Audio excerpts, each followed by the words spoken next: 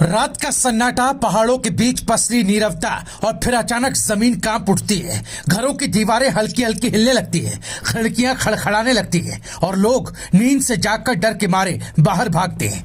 उत्तराखंड के उत्तरकाशी जिले में पिछले 8 दिनों में 6 बार भूकंप के झटके महसूस किए गए। क्या ये किसी बड़े खतरे की आहट है?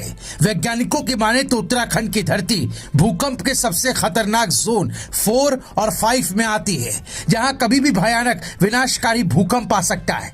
1991 का उत्तरकाशी भूकंप, 1999 का चमोली भूकंप और 2013 की केदारनाथ त्रासदी, ये सभी घटनाएं आज भी लोगों के दिलों में डर बनकर बसी हुई है। लेकिन सवाल ये है कि क्या प्रकृति फिर से कोई बड़ा संकेत दे रही है? क्या उत्तरकाशी की ये हलचल किसी भयंकर आपदा का इशारा है? उत्तराखंड की धरती इन दिनों असामान्य हलचल महसूस कर रही है।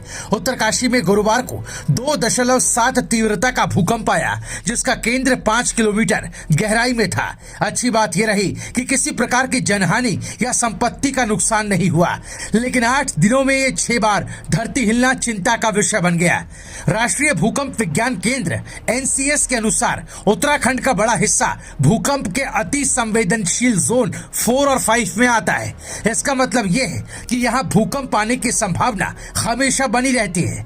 वैज्ञानिक मानते हैं कि धरती के नीचे की टेक्टोनिक प्लेटें लगातार खिसकती रहती हैं और जब ये टकराती है तो ऊर्जा के तेज झटके के रूप में भूकंप आता है। उत्तराखंड में इससे पहले कब कब तबाही मची, याद कीजिए 1991 का उत्तरकाशी भूकंप। 2 अक्टूबर 1991 की रात उत्तरकाशी में 6.8 तीव्रता का विनाशकारी भूकंप आया था। इसमें सैकड़ों लोग मारे गए, हजारों घर ध्वस्त हो गए और पूरी घाटी तबाही के मंजर में बदल गई। 1999 का चमोली भूकंप, 22 मार्च 1999 को 6.6 तीव्रता का भूकंप आया, जिसने चमोली और आसपास के इलाकों को झकझोर दिया।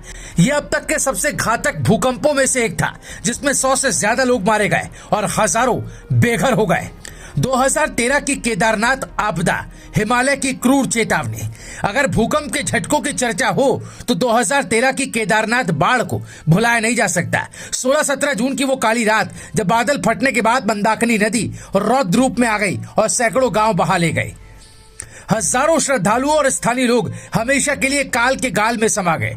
लेकिन इस भयानक तबाही के बीच केदारनाथ मंदिर अड़िग खड़ा रहा, जैसे खुद भोलेनाथ ने अपनी नगरी की रक्षा की हो। अब सवाल यह है कि क्या उत्तरकाशी में बड़े भूकंप की आहट है?